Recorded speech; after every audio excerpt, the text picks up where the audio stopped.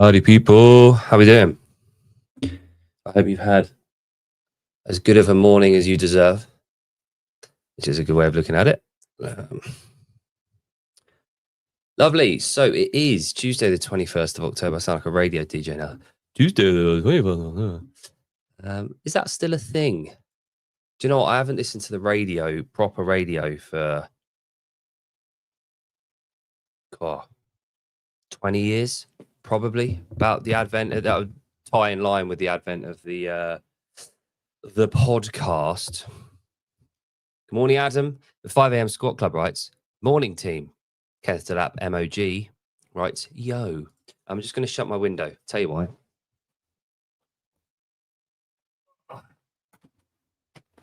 Pull it up a little bit. I'll tell you why. Jodie Lynn, Bacon.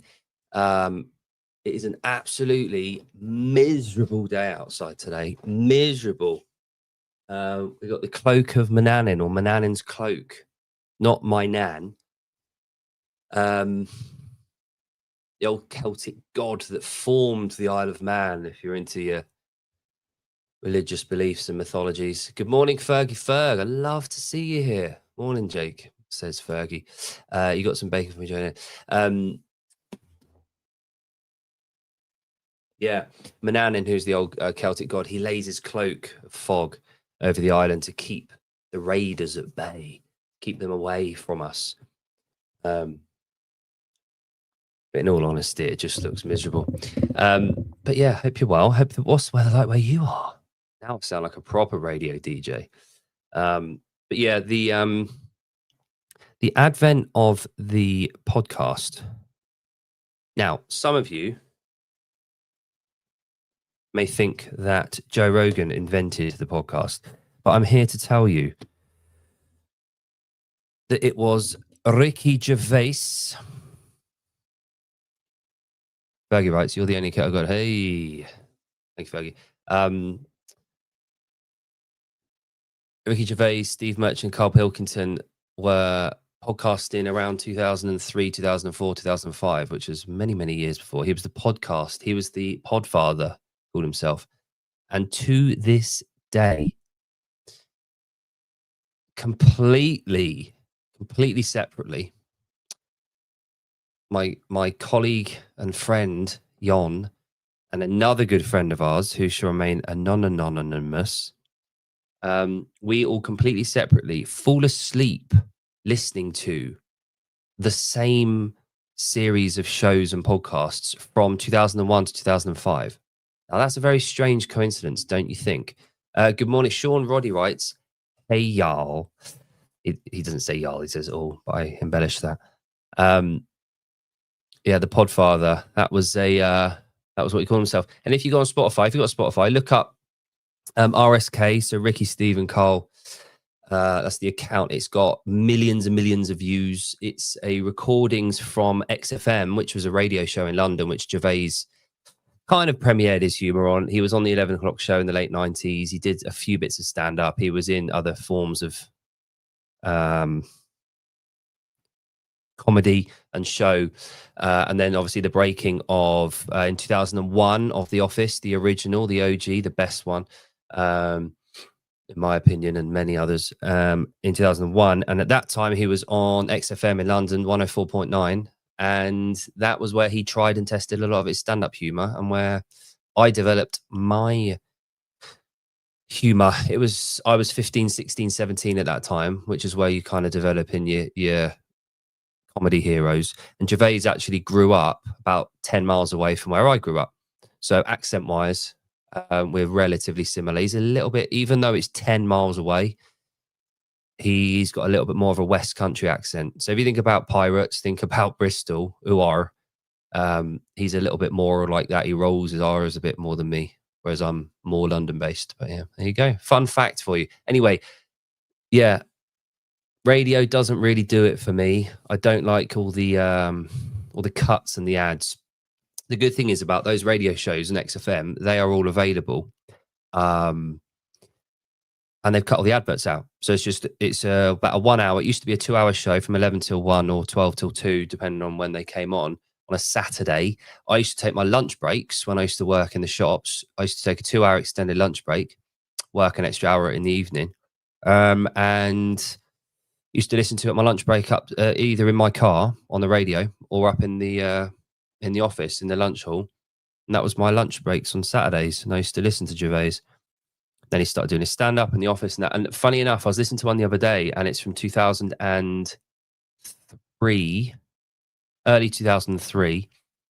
And he and Steve Merchant are traveling that week to the US to speak to the writers and production company about piloting for The Office US, which is quite a cool little snippet of history there. But yeah, it's really good if you enjoy podcasts and humor and just fucking people talking a load of shit. That's what I fall asleep to, and John and our other friend who shall remain anonymous because I don't know if they want to be revealed. That was a fun fact. Thanks, Kenneth Delap. Do you listen to Piers Morgan Uncensored? The only time I see any of that is the clips on like social media or when I log onto YouTube, if it's all on there or anything. But to be honest, to be frank, like I was speaking to Grant a couple of days ago and he told me all about the Louvre being robbed. I had absolutely no idea.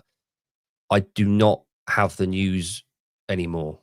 I don't have that pumped into my brain. I think the disdain for lies has sort of pushed me that way. If anything's of importance, I will be shown it and talked about in person, I guess, is my philosophy right now. 2 young kids that I'm homeschooling, coaching, the shows. I haven't got room for it. I just don't have the patience or time. And my life is so much happier without it. I can assure you, it's a nice break. And also, I find myself a little bit more embedded in local community. The local elements become more of an apparent and an pressing issue rather than fucking. It's like you guys. Yeah, Jody. You stowed away the tablets, so now no news. Yeah, basically, I'm eradicating shit that really is poison to me. It's quite nice. Yeah, I'm finding myself. It might be because I've turned 40. It might just because I've got a lot on my plate. It might just be because I've had enough of being told shit that I know not to be true, and that all started about 5 years ago. Funny enough, the epiphany of you are being told to join a team that you didn't know you needed to be on. Good morning, Matt Burns. Well, bloody good morning. I think we're very susceptible to tribal warfare. It's ingrained in us. It's part of our DNA to feel safe and secure as part of a group or tribe. You see it at soccer matches. You get lawyers who are in the day very concerned with etiquette, with law, with rules, with regulations. They then turn up in a soccer stand and they turn into absolute hooligans, shouting and screaming things they would never, ever say in person to someone in real life, one-on-one. They feel this safety in numbers. And if you take a step back and think, right, in my life, where does that apply? Where am I attributing things that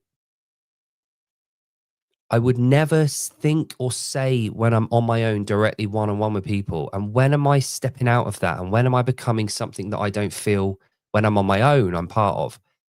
A really good example, a positive example of that is comedy. So if you listen to, if you watch a stand-up comic on your own, sat on your own on the sofa, good morning, Natalie Fleming. Jodie Rowan, Lynn writes, if I walk into a space with news channel play, I'm triggered. Comedy clubs. The reason we feel a special connection, we act very differently when we're watching comedy live with a group of people. When we're watching it on our own, it's a very, very different type of comedy and input. And it's the social triggers. And there's a really fucking brilliant episode, well, stand-up piece from Jimmy Carr from years ago. And he dissects this, and basically he says this really hard-hitting joke, and everyone laughs, ha ha ha.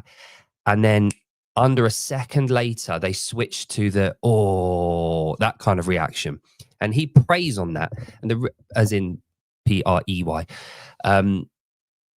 That is social conditioning kicking in. It's, I know I shouldn't find it funny, but I do. And that initial laugh is you finding it funny. And then the retraction of that is the social engineering where you shouldn't find it funny because you've been told not to. There's a whole skit on it, and it's beautiful. Keeping it real, right? Jay, that's so funny. Certain movies have been funny with friends in theater, and I was like, this isn't, yeah, it's the, and that's a positive thing. It can be used positively, that group environment. And one of those is CrossFit. When we train harder, we train with more purpose, we train more consistently when we are in a group and when we are in a tribe, when we're in a community of people. And it can be a really good force for us. But on the flip side, it can also be bad. People hide behind tribes, they hide behind it, and their behaviors can be fucking awful because they feel part of a tribe and they feel secure and safe where they can say this shit.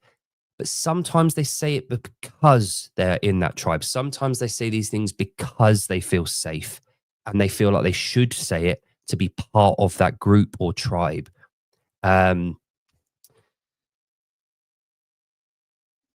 Sure, Roddy writes, the greatest thing I've taken from Savon is being offended is a choice. Yeah.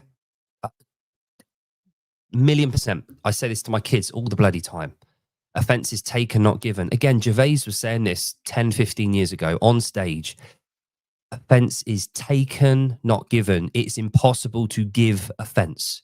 You take offense. It's this. And part of our learning at the moment with the kids is this idea that your brain is a processing unit. It's taking in information and stimulus through the senses. It's processing, and then you're putting an output. You decide on what that output looks like. You need to take ownership for that output and how your feelings are. Now, you can't necessarily be in charge of your feelings. This is the essence of CBT, if anyone's done it, or NLP. You are a processing unit. You control what happens after this has happened. That's what you control.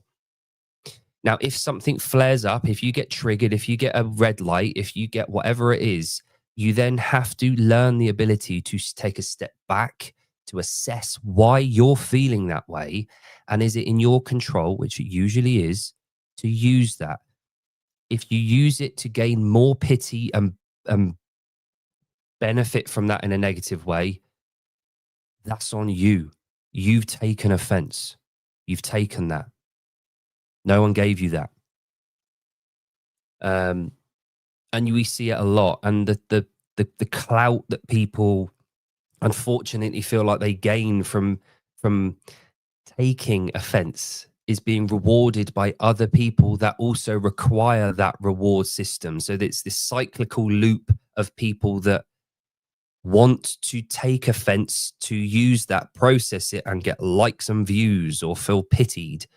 And there's nothing in my mind that sucks more than people pitying me or feeling sorry for me. It's gross.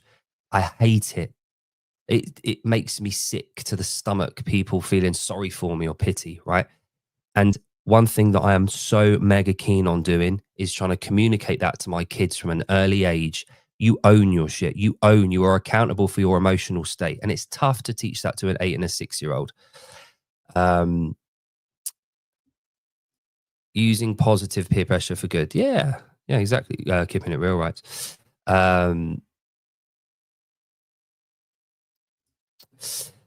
Fergie writes, community really means it for me. Did not realize how important it was for mental health until the gym closed last year. Yeah. Exactly. And You think about 5 years ago when all of those community driven places were told to close. You think about the knock on effect. We're having that knock on effect now. We're still, and one thing that I talked to someone about this the other day. My client, we were talking about this. Um, we are still feeling the knock on effects of World War II. Still feeling the knock on effects of World War II, and we're coming up to nearly 100 years since the breakout of World War II. We're still feeling the effects of it. Now, I studied it quite a lot. My degree's in history, as you may well know. Human pattern and behavior is cyclical, and the financial, global, social impact of World War II, we are still right in the midst of it. To think that we've moved on just because there's been skirmishes and battles since then, that we've moved on from it somewhat, we bloody haven't. What's going on with Russia and Ukraine is still a massive part of that. What's going on in Israel and Palestine is still a big knock-on effect of that. Every single thing that's going on right now that's an issue is being impacted still by World War II. And if it wasn't for Russia ending effectively World War II, we would still be going on. We wouldn't be the way that we are. So each of those countries had a massive impact. And, you know, like Matt writes, thank you for entering the war in 42 or 43, whenever it was. Thanks for coming in towards the end, Matt.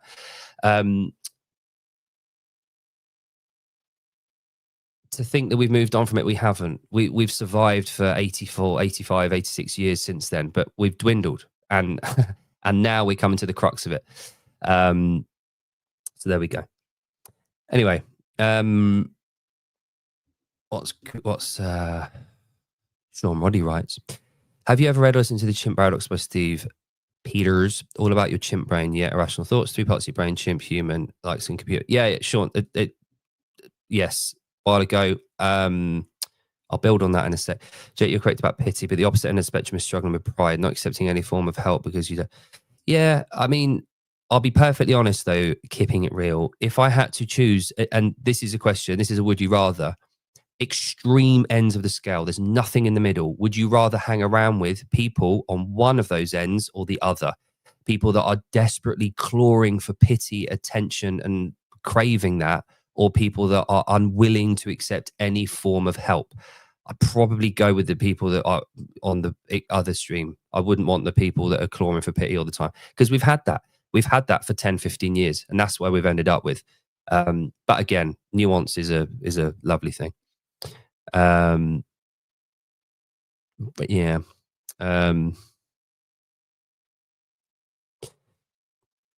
Self-pity is insidious. I still notice it pop up in myself. Yeah, but again,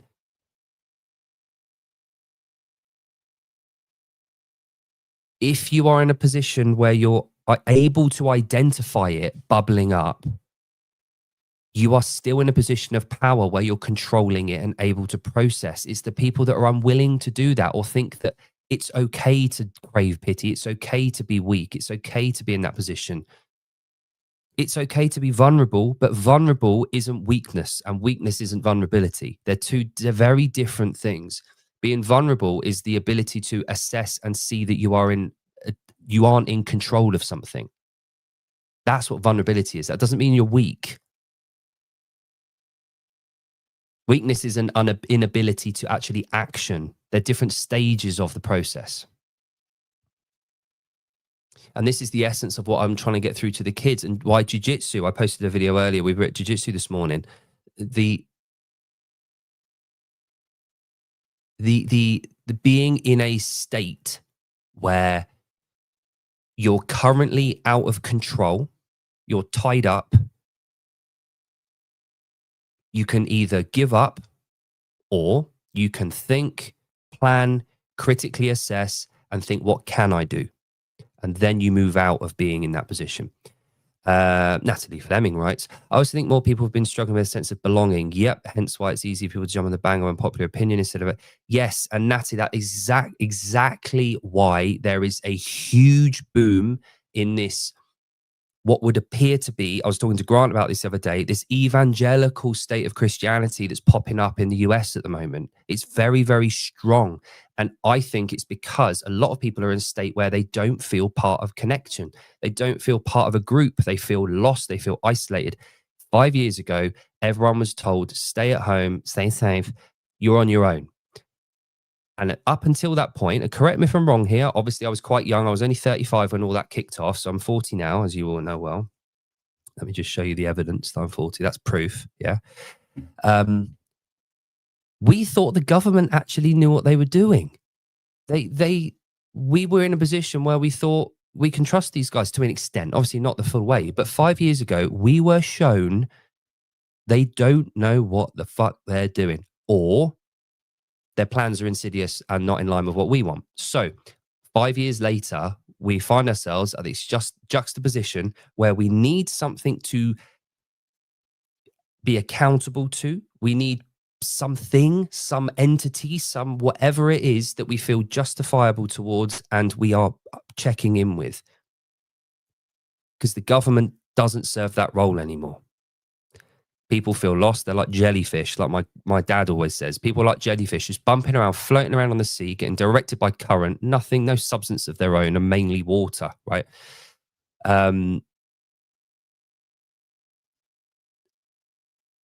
Incorrect. The lockdown was on the 21st of March, and I turned 35 on the 11th of March, Grant. So you're nearly correct. And I know that because obviously the gyms got shut. And I remember the Friday night, BJ, Boris, going on fucking socials saying that we're going to shut tomorrow on the Saturday night. So that was why. And also my nan's funeral, I managed to get in and out of the Isle of Man just before they shut their borders. So that was that. Agree with it regarding people exploring Christianity. Values align more closely being honest people than ever before, regardless of religion. Defiant show, writes Steve. Hello, Honesty. Yep. Oh, wow. I hear that a lot. Natalie Herman writes, I actually just walked into a Christian church for the first time 2 weeks ago and automatically felt accepted in love. I was born and raised Catholic. Yeah. So, and this is it. This is the essence of what we get.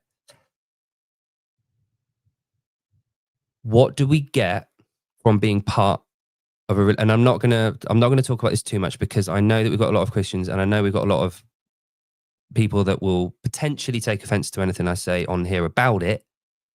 We've had that in the past. So I will avoid judgment as much as I can, which is the essence of how I like to live. We all need to be accountable. We all need to feel loved. We all need to feel value and purpose. If you break everything down, no matter what you're part of, whether you want to join the army, if you want to be part of a community service, if you want to be a CrossFitter, if you want to work as a nurse, if you want to be a religious person, whatever it is that you are trying to obtain part of a group, it's a belonging, to feel part of a group, feel love, feel connection, feel part of a bigger purpose. Because when we all know what happens when you do the blinkers and you're on your own, right? That is the issue. That's where we go wrong, right? And some people need that connection to be outside of the visible, the supernatural, not the natural, the supernatural. They need it outside of that because it's just out of reach. And that's absolutely fine. My mum is a devout Christian. I was going to say a lot of my friends are Christians. I hold a lot of value from my upbringing, a lot of it. And it's made me a very good person. I've been to very, very deep, dark places in my life. You can trust me there. And at no point has this brain needed the supernatural or acknowledged it as being a real thing.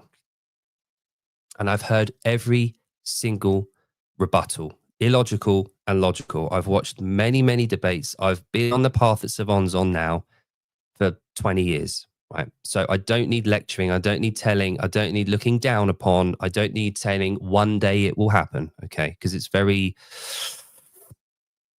patronizing. the way that I tried to explain this to someone recently was to a Christian. How do you feel about other religions? Do you feel like there's purpose in them? Do you feel like they can get value? Do they a sense of belonging, a worth, a connection to something bigger? You can acknowledge that that's what they're getting, and you can feel really, you can justify their beliefs. You can understand where their connection is, and you feel good for them, and you can see that value. You can say, good. It doesn't mean that you have to share those beliefs, but you can share the values that they have. You can share that purpose, which is great. Which is why a couple of weeks ago in London, when Mayhem were talking about this, there was absolutely no preaching. There was absolutely no, you must believe on this. It was, this is what we get out of our faith.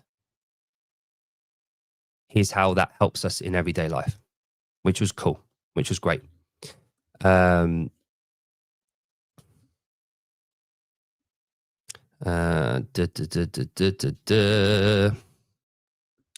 again, like, Defiant Show, Steve writes, agree with that, Natalie. Walk in a Catholic church you've never been before, and it's like walking into a saloon and the rest. Yeah.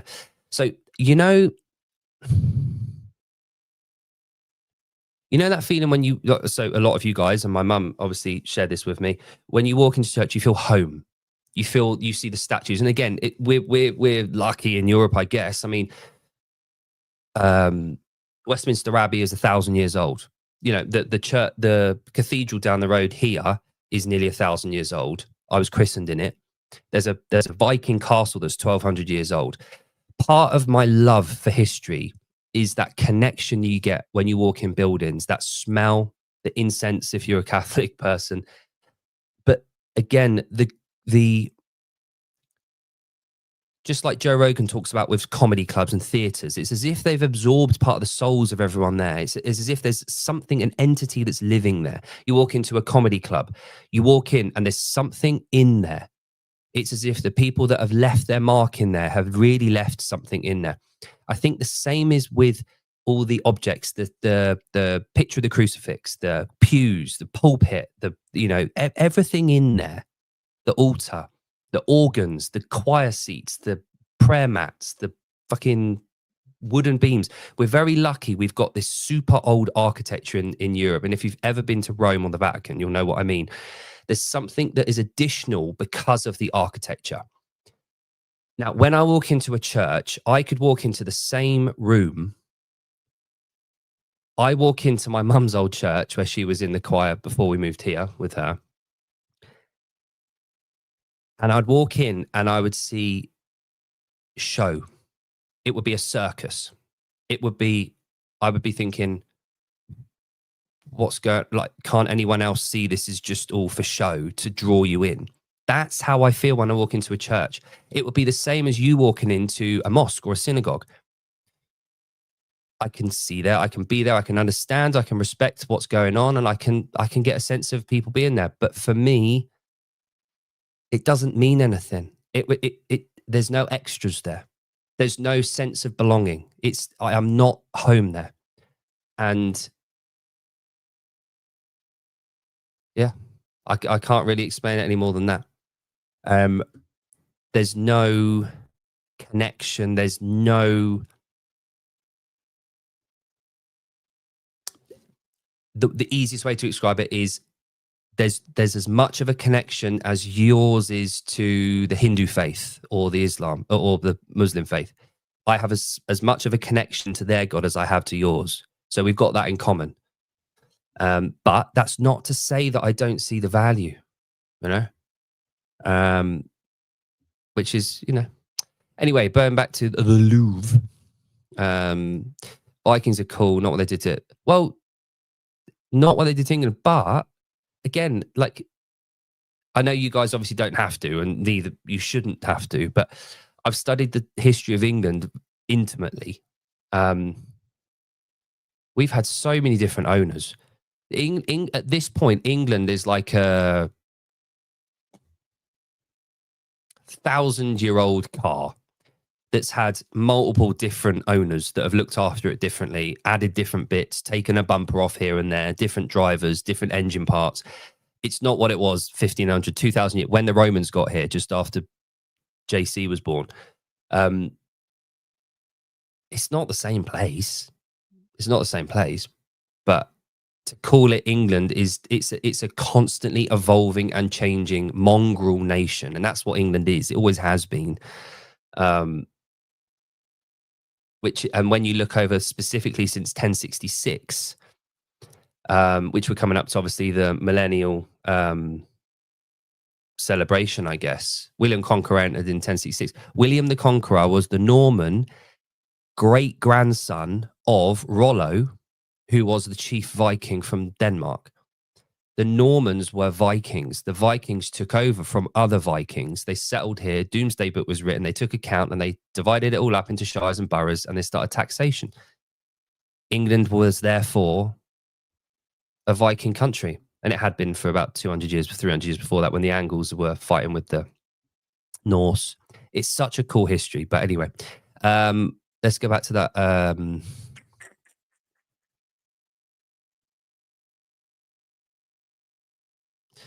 Let's see. Sean Roddy writes, I still have PTSD from being dragged to church Sunday morning as a kid. Then one day my mum turned around to us and was like, we are all actually doing this when none of us want to be here. Yeah. You don't need to rob the museum. Yeah, the Louvre. So apparently there was priceless beads taken or something like that. Oh, I forgot. Yeah, the Mexican Godfather. He doesn't believe in Vikings. They weren't real. The entire world was created 200 years ago, I think. But yeah. And yeah, Matt, totally agree. And again, I'm agreeing with you here. Those churches are beautiful, but they're not true. Yeah, exactly. I couldn't agree more. Could not agree more. So let's get rid of them. Let's get rid of all of them. They're totally unnecessary. Let's just flatten them all and use that money towards actual, good. Well, Sean, did you see that about that? They retracted that. Sean Roddy writes, and now you're allowed to marry cousins. Congrats. So they've retracted that for some reason. It came up in Parliament, I think, because I think like 1 million people said it's a load of shit, so it's gone. So yeah, that was good.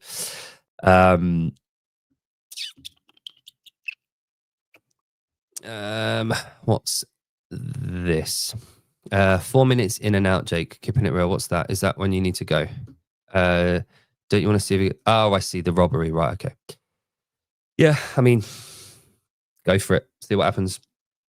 We'll come up with a name for you. Oh, I'm watching Dexter at the moment. My wife loves it. Fucking hell. We got to the bit. It's the new one, the resurrection one, and we just found out the Gemini is a twin, which you could have fucking seen all along. And so they flatten 1,000 years of history and build apartments. Yeah, you could do. I mean, yeah, that's all that the castles were and the churches were. Christianity wasn't spawned in Britain. Those churches popped up through the Vatican, claiming rights through the monarchs to establish their connection to the European powerhood. That power was used to generate income for the church until Reformation. Henry VIII declares the English church or the Anglican church as a break from Rome so that he can get a divorce. Church of England comes around. King James decides to write a book in his honor about 100 years later, King James Bible. And then over the last sort of 400, 500 years, you've seen a gradual move away from Catholicism because people see through it and they want a connection with God. And now in 2025, guess what? America reinvents Christianity. So yes. But, as I've always said, my stance on this is always the way. I am not trying to tell people what they should or shouldn't believe in. That's not what atheism is about. Unfortunately, we're the people. I think you've got like the Jews on one hand that don't want people joining. They actively make it really fucking hard for you to join. Then you've got us in the middle that are just sort of like, believe it if you want. That's cool. You get something out of it. If you want to join, there's nothing to join because it's not a club. It's not, you don't have to pay fees to be an atheist. You just have to have no assignment of a God.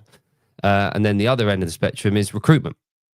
So that's the thing. So, hey, if you want to, if you find purpose and value and believing in something, then crack on, go with it. But don't ever try and tell me that I must do that, because it's subjective and it's a belief, it's a faith. So I'm all in favor of people having faith, all in favor. I love that my mum has it. I love it. But if she was to ever start to tell me that I should do it, or that I'm going to burn in hell unless I recant and join her club, doesn't come across that great. Yeah. And how does he do that, Matt? He does it through people. Apparently.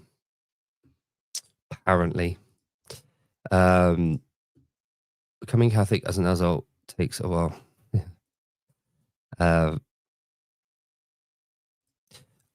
Keeping it real, right? So I'd rather listen to Marilyn Manson than watch The Chosen. Don't know what that is, but sorry. Yeah. Why are you so sensitive, people, to their beliefs? Well, good question. Good question, Clock. Do you know what? That's one of the first things you've ever said that I actually think is fairly introspective and clever. I guess it's the culture that goes with it, the looking down upon, the language that goes with it. And because I am adamantly, I take pride in the fact that I don't try and convince people that they're bad or they're wrong.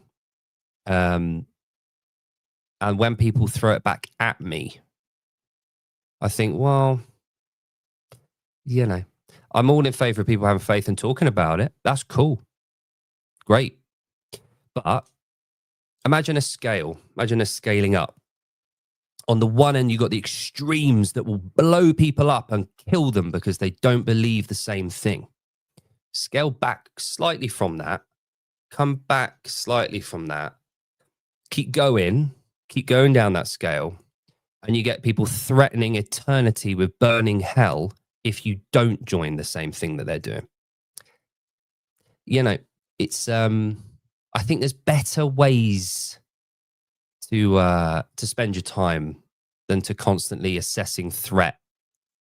That's just the way that I feel, I guess. And Clock, I don't know where you grew up. I don't know your background because you're anonymous here. There is a long history of, if you don't join our club, you get killed. And I think culturally that still stands as a threat, I guess. And it's a shame that that is the way. The idea of sin, you have to pay for your sin. Paying to what? Paying to who? And what I'm not in favor of is when religion and legal system connect. People were adamantly against Sharia law coming in, which is absolutely, I totally agree. But I also don't think that I should be held to account for other people's beliefs, i.e. Christian. And fortunately, then I'm not anymore, because that got changed. That evolved out of our system, which is cool, which is great. But I think there's a very big difference between what we're talking about here. So I'm not against people talking about, and I had this conversation with principles. Yeah. We can have those principles. Exactly. So we're agreeing on the same thing. We're totally agreeing on the same thing. And as I said, I don't know if Clock's just joined in or you know, if you listen to the whole thing. I hear the bells toll. my mum goes to church on a Sunday. I ask her how it went. I ask her if she saw her friends there. She sings in the choir there. You know, I've got a lot of family. I've spoken in churches for the last 30 years at funerals, you know, because I'm the only one that can. Um, Singing from the same hymn sheet to claim a term.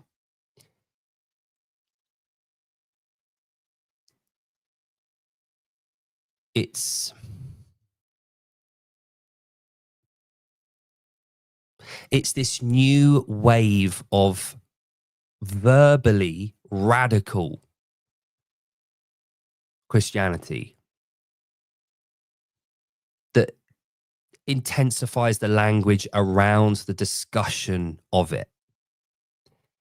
And when you bring that to the table, you have to understand that people that don't share your values in that sense, the faith and the language around that, they can have a say back. They're allowed to have a discussion and a conversation around it that doesn't agree with yours. And this is what we're talking about at the beginning, safety in numbers. I feel like a lot of people are jumping on this bandwagon because they feel safe in the knowledge that they'll be okay if they can have this. It's just like the blue-haired, nose-ringed people that are 20 to 24 that give it large about this, that, and the other. They feel safe. They feel secure in that group, and they can have a loud mouth. They can have a megaphone because they feel safe that they're going to be they're going to be accepted. They're going to be okay. And we've seen these groups and these tribes opening up. And I think people are just retracting back into something where they feel belonging, you know, and which is fine, which is great. And again, I totally get it. I totally get it. But it is more nuanced. It is okay for other people to have an opinion. And I'm all in favor of it. I encourage it. In fact, I'm one of the people, I'm in the group that is okay with it. I'm in the group that is okay with everyone having their own belief, and I'm not trying to recruit you or tell you that mine's better. Mine isn't better. It's an alternative to yours, to theirs, to the other 5 major ones. You know? So,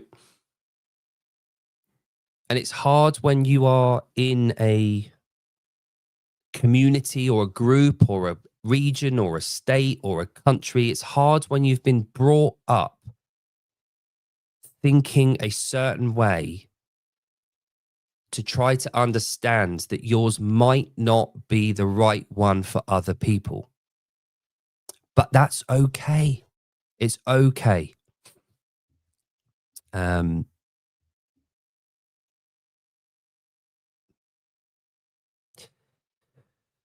What's this? Don from Mayhem nearly turns me off diving back into religion though. I'm yet to fully come around faith over family, although I get it. Yeah. Yeah, there was and again, it's his prerogative. It's his, you know, his ability to talk is amazing and I love it. But he did go off on a rant saying about, I can't remember, it was a couple of weeks ago, and it was ours is right, yours is wrong. If you don't come to ours, you're going to burn in hell. And that's what ours says. It was on those, I'm paraphrasing here. It did come across quite intense, didn't it?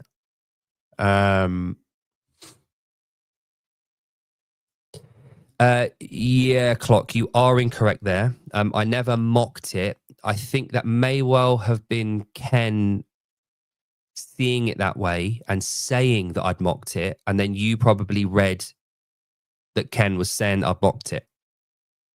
I've never mocked religion. Very careful not to do that. But yeah, there we go. Okay. Well, go back again and again, Clock, just like I've just done. Maybe have a think. Were you reading it with certain lenses on from a defensive point of view? Mockery subjective, I guess. I've never intentionally mocked people for their beliefs. Here's something. Here's something. This is a question, right? If I ever said something on these lines, an example, I think it's fucking ridiculous to think that a man parted the Red Sea or his God did it for him. I think that's absurd. I think that's absurd. If you see that as mockery, then I guess that would be classed as mockery. I don't think I'm mocking you for holding that belief.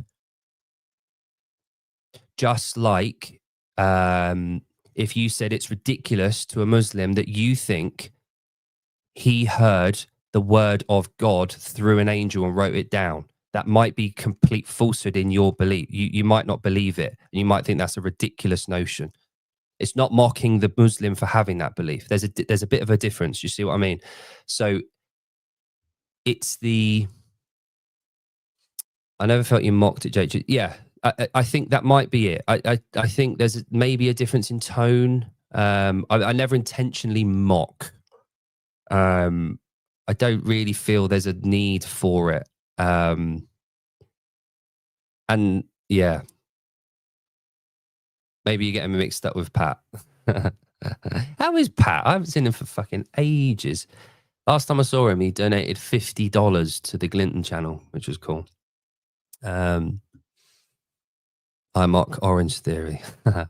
Again, I guess this is skirting on like maybe you could mock Orange Theory, but not the people that go there. Maybe, don't know.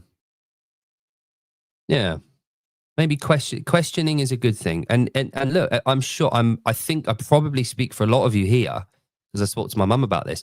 The whole essence of faith is that you're questioning it and that you are overcoming that questioning of it with a belief in that faith. And that's what grounds that and makes it such a special thing for you, that you are constantly questioning it. If you're not constantly questioning it, that's dogmatic and that isn't thoughtful faith. That's just accepting it without thinking about it. And that's surely that's not faith. If you just go, okay, I believe it because I'm told I will. Surely that introspection and that questioning is the essence of your belief. And what makes your belief so fucking strong is that faith is earned through introspection and education and questioning.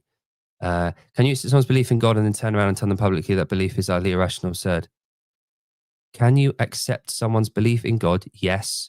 And then turn around and tell them publicly, yes, I do it every day. I think the belief in it is irrational and absurd. But that's how I feel. That's what I believe. Doesn't mean that you should believe that. I'm not trying to convince you otherwise. What a horrible world it would be if everyone was always trying to convince each other to believe that the way they are. I guess the point there is, can you accept someone's belief in God?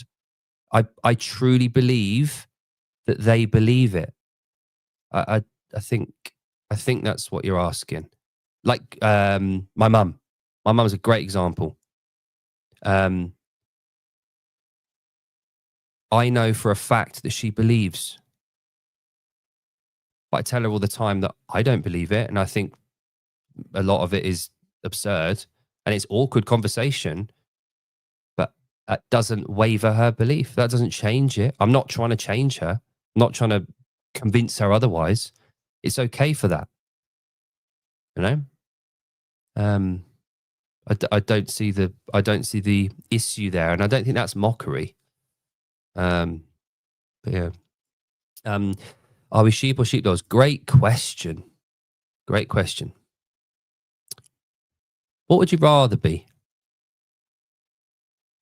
Would you rather be the sheep or the sheepdog? Jeffers. I'm a goat. Yeah, cool. In other news, did you see you'd rather be the sheepdog? Yeah, I reckon so. Matt Burns writes, I truly believe and appreciate this conversation. Cool. Brilliant. And I love that, Matt. I love that we're able to be in a place where we can discuss and talk, and that's okay. it's cool. It's good. It's good to talk and being able to appreciate other people's perspectives, understand where they're coming from, and I guess move on from that. Like that, what a lovely place to be in, eh? Yeah, Natalie. Here's the question though: sheepdog, leader amongst sheep, sheep followers to me so much, but the sheepdog follows the shepherd. So there's always going to be either one of those options. You're still following something. Yeah. The Castro Week in Review. I didn't watch it, but Yoni Boy messaged me to say, have you heard the thing about the garage affiliation question, which I thought was really cool. And I did listen to it. I do have it here, but you've all seen it and listened to it, I'd imagine. But I like the idea they're flirting with that. I like the idea they're flirting with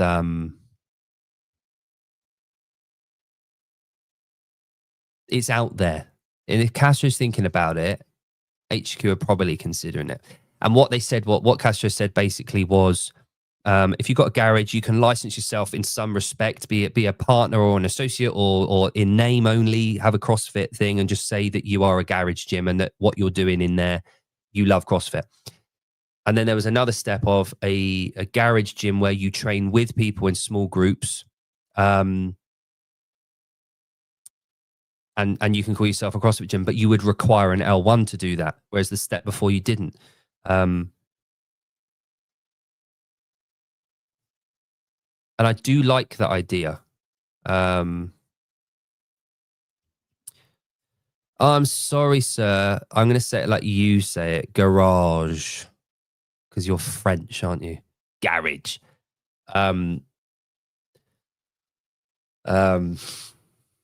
Oh no, you talk like that, don't you? Garage. Yeah, I like the idea of the garage.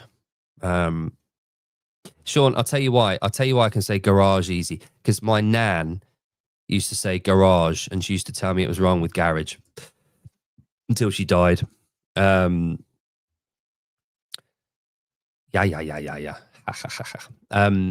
But yeah, so I do really like the idea of the garage affiliate. I'm trying to get my head around how that would work, because I don't actually have a garage. Could I do it in my living room? Could I do it in my garden? Does it just have to be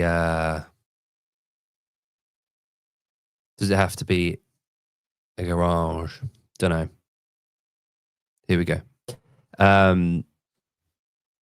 But yeah, I like the idea. It's pretty cool. I like the communication. Now, the other thing that obviously came out yesterday was so on Scott's show, he talked about the new advert that came out, that we've all seen it now, Forging Elite Fitness, and the bits and bobs that have been out, the adverts and that kind of thing. I really like it. Hiller came in the comments on Scott and said it's an awful advert, blah, blah, blah. And I think what we got to the point of with him was that there was no call to action. There was no, okay, how do you go from step A to step B to C? How do you get them from that advert into the gyms? Which he's got a very good point. Very good point. And this might not answer his question. It might not be the answer he's looking for, and it might not help build away from that proposal of it being an awful advert. However, if you are registered with CrossFit.com, if you get the newsletters, yesterday, to accompany those adverts launching, an email went out. And let me show you. CrossFit.com. So this came out, a link. So there was an email with the link on it. It's got the advert, and on this link, you've got on this page, you've got to find a gym near you. So that's the affiliate map link. You can also download and share the video if you want. Download the logos, photo stills, and it's also got Canva templates on here. So you as an individual or a user of CrossFit, if you're into this, or a PT or a trainer or a coach, you can download here and go through to Canva, and you can customize it and use the images that they've got, which is really cool. And then you've got the affiliate toolkit. So you can log in and you can go to town on using all those infos and graphics. Now, I love that. And that did a company. However, you've got to be part of the emailer list for that for you to have received that. So we talked a little while ago about the affiliates not having communication or tools or help from HQ. What this does, and I remember a few conversations ago, we talked about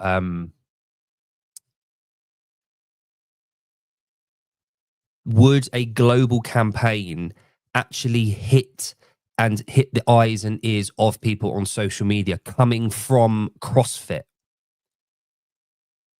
I don't think it does. And here's what they've done.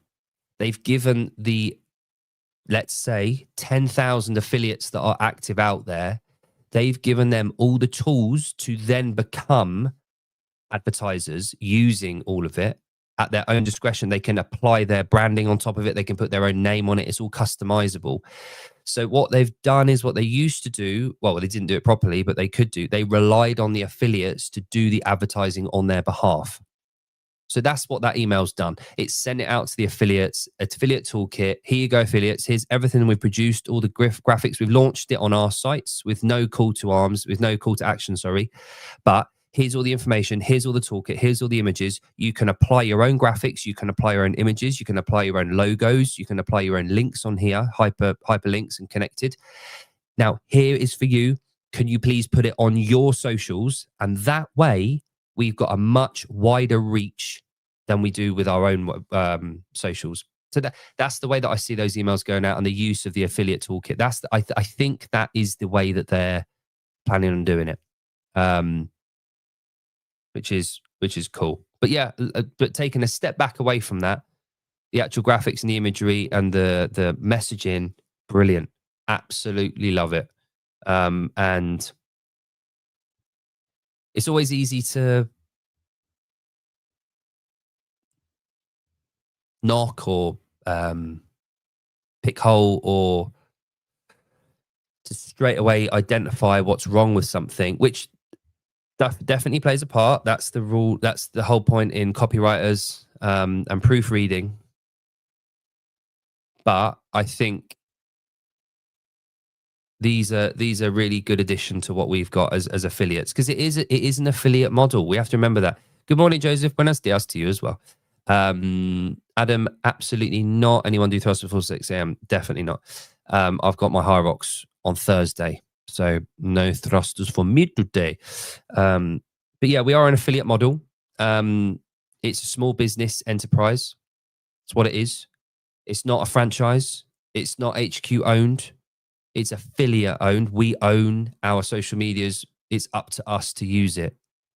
So they put the ball in our court as affiliates and said, here you go.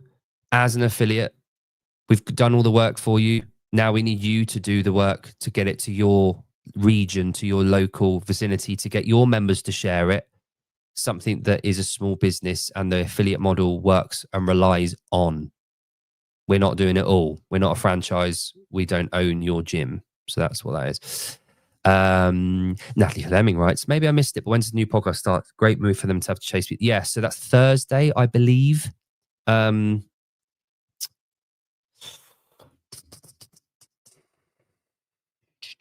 It's called the, let's go, CrossFit Games. It's the, there we go. Let me bring this up so we can visually see. So here we go. Give it a like already. Notifications all. Does everyone know about this, by the way? If you go to this, you can change it to live chat, not top chat. And then you see all the messages. And that way, you don't just ask the same questions and repeat the same jokes that other people have said. Sport of Fitness podcast. And this is 28 hours. Oh, so tomorrow, Wednesday. Okay, cool. So 22nd at 6 p.m. So my time. So it's now 1:30. So yeah, 4.5 hours from now, whatever time that is tomorrow. So there we go. But yeah, it looks really cool. Yes, yes, yes, yes, yes, yes, yes, yes. Well, I'm joking now. Fuck off. Absolutely. Well said, Matt Burns. Wednesday, Tiers announcing games location. That'd be cool. What I did like, what I do like, is the fact that they've said it's in Europe. Cool. What part? What what country? Like saying it's in America. Cool. Where? Like Europe's fairly big. But anyway, I'd like to take some guesses on that. It's got to be central, hasn't it? It's not going to be. I'd hazard a guess and say it's not Scotland. Tell you what, Kenneth. Do you know what? Really, really good question. I'm glad you brought that up. I brought it up to my daughter. It's in her court. Ball's in her court. So this morning before I went to jiu-jitsu, she's written a brief. She wants to talk about hamstrings and how we make them stronger and why it's important for back health. And I made some videos at jiu-jitsu, and we're going to spend this afternoon before I go to work. So I've got about an hour after this to write down and to discuss and video a conversation about the hamstrings. So yes, very good question. Thank you. But yeah, good question. Cass just said they're releasing soon. Tomorrow, I think. The Real Matthew writes, Cass said they're releasing soon. Cool. Anyway, I'm going to take Matt Burns's advice, and I'm going to piss off. So I hope you guys have a beautiful day. Thank you so much for joining me. And I look forward to speaking to you in Savon's chat in about an hour and a half, if he is in fact doing one. I didn't see one scheduled on the back end. But yeah, we'll see. We'll see. Yes, thank you, Adam. Hit the like button. It really does help. Thanks, Sean. I look forward to it. Yeah. Thank you, Sabir. Thanks for joining me. Hamstring stuff. Yeah, we'll definitely get on that. Cheers, guys. Thank you so much for joining me. Thanks for discussion. Thanks for the ears. And I look forward to seeing you next time. Have a lovely day. Enjoy yourself.